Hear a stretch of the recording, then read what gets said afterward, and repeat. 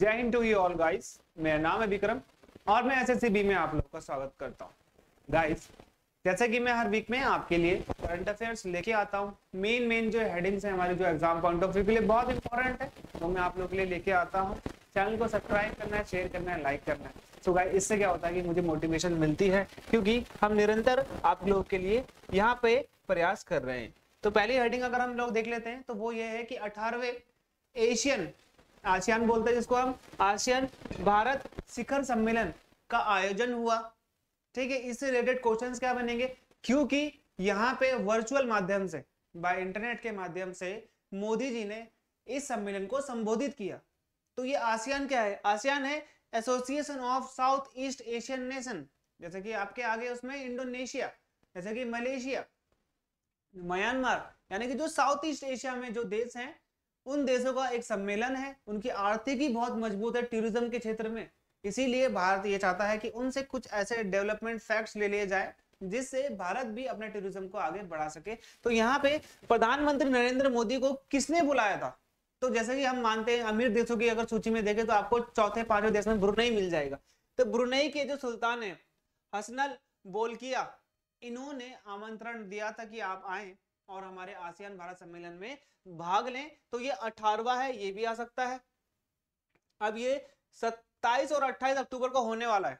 ठीक है, 27 अक्टूबर को हो गया एक तरीके से यहाँ पे। तो ये आसियान भारत शिखर सम्मेलन में इनमें भाग लिया और ये वर्चुअल माध्यम से लिया 28 अक्टूबर को। वर्चुअल माध्यम का मतलब है by internet, by video camera. ठीक है, अब ये 10 आसियान देशों के सदस्य हैं। आपको पता है आसियान में 10 एशियन कंट्रीज है, साउथ ईस्ट एशियन कंट्रीज हैं, और उसमें अब इन्होंने क्या कर दिया, ऑब्जर्वर के रूप में किस किस को जोड़ दिया यहाँ पे? भारत, चीन, Japan, Korea, Australia, New Zealand, America और रूस। ये क्या है? एक ऑब्जर्वर के तौर पे ये यहाँ पे क्या कर सकते हैं, अपने फैक्ट्स रख सकते हैं, अपने पर्टिकुलरली डेवलपमेंट के जो भी उसमें एजेंडास होते हैं उनको आप डिस्कस कर सकते हो। तो ये है एशियन का। तो यहाँ पे सबसे इंपॉर्टेंट चीज यही है। दूसरा है भारतीय मूल की महिला है जिनको क्या करा गया है, कनाडा की रक्षा मंत्री बनाया गया है। तो इनका नाम है अनीता आनंद। तो फर्स्ट ऑफ ऑल कनाडा की कैपिटल क्या है? तो कनाडा की कैपिटल है ओटावा। कनेडियन डॉलर वहां पे उसकी करेंसी है, और वहां पे जो प्रधानमंत्री हैं तो वो है जस्टिन ट्रूडो। ये आपको पता होना चाहिए, कनाडा के जो प्रधानमंत्री है यानी कि जो पीएम है वो है जस्टिन ट्रूडो। तो इन्होंने 26 अक्टूबर को अपने कैबिनेट में शफल किया, फेरबदल किया। तो इस दौरान उन्होंने क्या करा, भारतीय मूल की कनाडाई राजनेता, भारतीय मूल है उनका, लेकिन एक तरीके से जो मंत्री बनाएंगे तो वो वही इसी देश के नागरिक होना चाहिए। तो भारतीय मूल की है, इनका नाम है अनीता आनंद। ठीक है, तो ये रक्षा मंत्री के तौर पर यानी कि कनाडा की रक्षा मंत्री के तौर पर कार्य करेंगे। अब ये जो आनंद है 54 साल की है।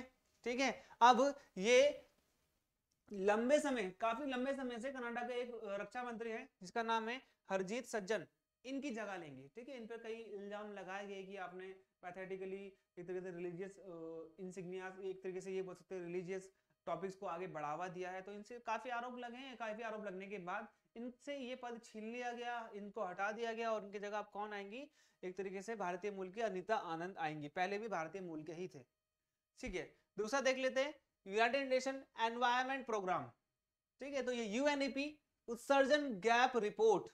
ठीक है, उत्सर्जन गैप रिपोर्ट, जो भी हम उत्सर्जन करते हैं, जो भी हम एक तरीके से निकालते हैं, चाहे वो CO2 हो, चाहे वो नाइट्रोजन हो, चाहे वो कोई भी हो। तो यहाँ पे जो संयुक्त राष्ट्र यानी कि यूनाइटेड नेशन, अब यूनाइटेड नेशन आपके लिए इंपॉर्टेंट क्यों है? क्योंकि 24 अक्टूबर 1945 को उसकी स्थापना हुई थी। तो अक्टूबर महीना चल रहा है, इसीलिए यूनाइटेड नेशन आपके लिए इंपॉर्टेंट है, क्योंकि एग्जाम में ये पक्का आएगा। तो यहाँ पे आपने याद रखना है कि 24 अक्टूबर 1945 में यूनाइटेड नेशन की स्थापना हुई थी। तो किसकी जगह पे हुई थी? League of nation. League of nation असफल हो गया था क्योंकि द्वितीय विश्व युद्ध हो गया था। तो यहाँ पे संयुक्त राष्ट्र आज की डेट में काम करता है, जिसमें आपको 193 देश मिलेंगे। अंतिम देश इसमें साउथ सूडान जोड़ा गया था, और अभी इसमें 2 ऑब्जर्वर और है। तो यानी कि ये कुल मिला के 195 देशों का एक समूह है।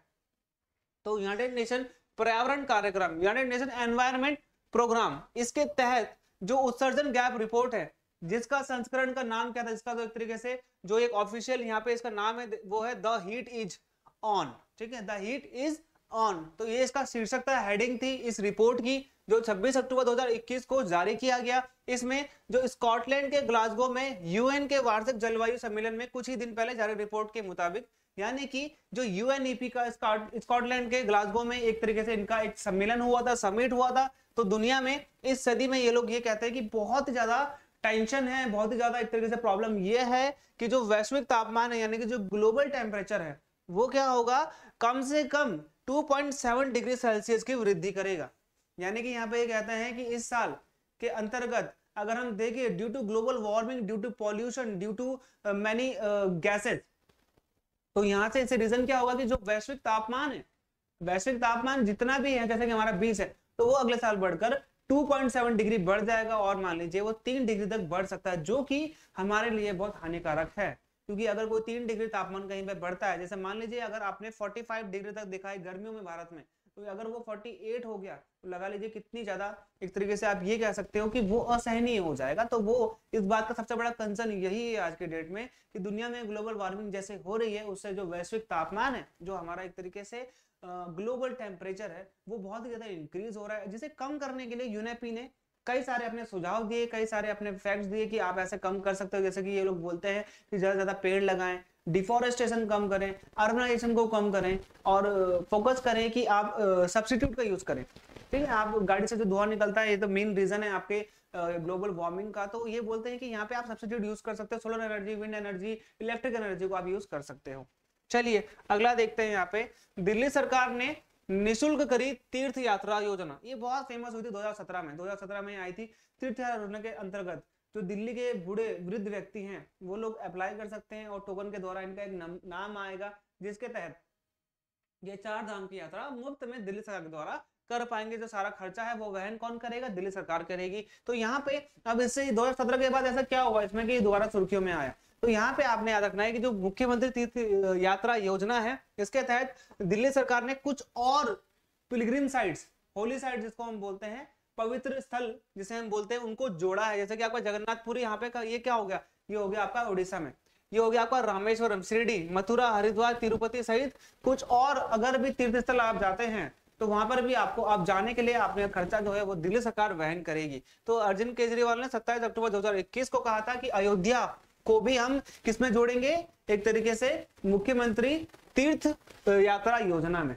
तो अयोध्या भी आपके एग्जाम में आ सकता है कि रिसेंटली किसको जोड़ा गया है, अयोध्या को जोड़ा गया है। तो दिल्ली सरकार ने 2017-18 में ये क्या करा था, एक तरीके से मुख्यमंत्री तीर्थ यात्रा योजना को शुरू किया था, जो वरिष्ठ नागरिकों के लिए यहाँ पे मुफ्त यात्रा पैकेज प्रदान करती है। अब इसमें होगा क्या, कैंडिडेट्स का चुनाव कैसे होगा, ऐसा नहीं कि सभी आएंगे सभी को मिल जाएगा, यहाँ पे लकी ड्रॉ से होगा। अब इसके लिए क्या करना होगा कि आपको अपने एमएलए के पास जाना होगा, वहां पे अपना दिल्ली में जो आपको डोमिसाइल होता है वो दिखाना होगा और लकी ड्रॉ के बाद आपका नाम वहां पे आ जाएगा।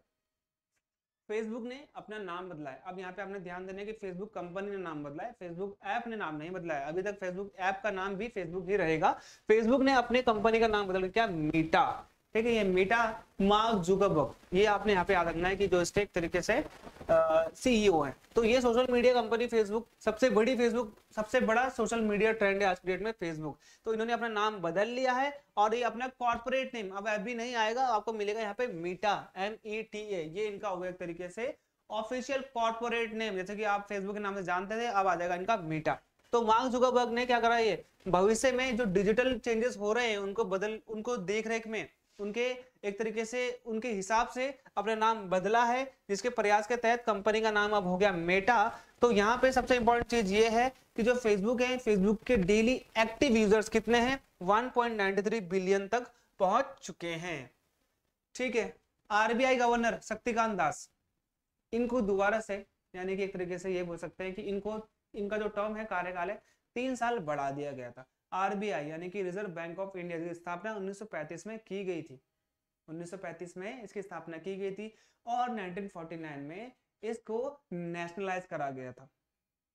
यानी कि एक तरीके से आप ये कह सकते हो 1 जनवरी 1949 को ये क्या होता है, एक तरीके से नेशनलाइज होता है, यानी कि ये इसका राष्ट्रीयकरण, क्योंकि पहले ये प्राइवेट एंटिटी खोला गया था 1 अप्रैल 1935 को।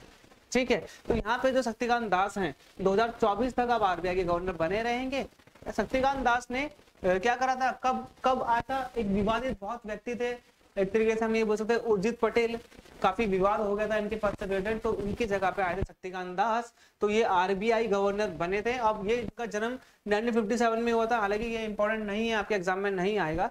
तो तो यहाँ पे ये इंपॉर्टेंट है कि जो शक्तिकांत दास है इन्होंने सेंट स्टीफन कॉलेज से हिस्ट्री में एक तरीके से ये कह सकते हो आप कि ये एमए किया है और तमिलनाडु कैडर के ये आईएएस है। ठीक है, अब ये 10 दिसंबर 2021 को उनका कार्यकाल खत्म होना था।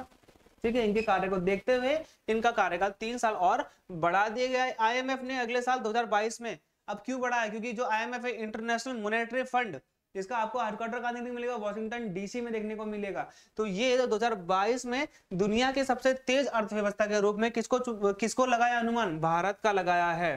ठीक है, सेकंड नंबर में हालांकि इन्होंने यूएस को दिया है। तो आईएमएफ के अनुमान के अनुसार भारत की वृद्धि दर कितनी रहेगी, भारत की जो ग्रोथ रेट है वो रहेगी 8.5% और अमेरिका की 5.2% मानी है आईएमएफ ने। इसी खूब बदी नजर देखते हुए भारत के जो शक्तिकांत दास हैं, जो कि हमारे आरबीआई के गवर्नर हैं, इनका जो कार्यकाल है वो 3 साल के लिए बढ़ा दिया गया है। तो गाइज ये था हमारा एक तरीके से वीक 5 का करंट अफेयर, जो कि मैं हर वीक आपके लिए लेके आता हूँ। ऐसे ही मैं आप सभी के लिए ऐसे वीक वाइज करंट अफेयर लाता रहूंगा और डेली करंट अफेयर भी हमारे चैनल में जल्दी जल्दी स्टार्ट होने वाले हैं। तो मिलते हैं हमारे अगले वीडियो में। जैसे विक्रम सिंह साइनिंग ऑफ।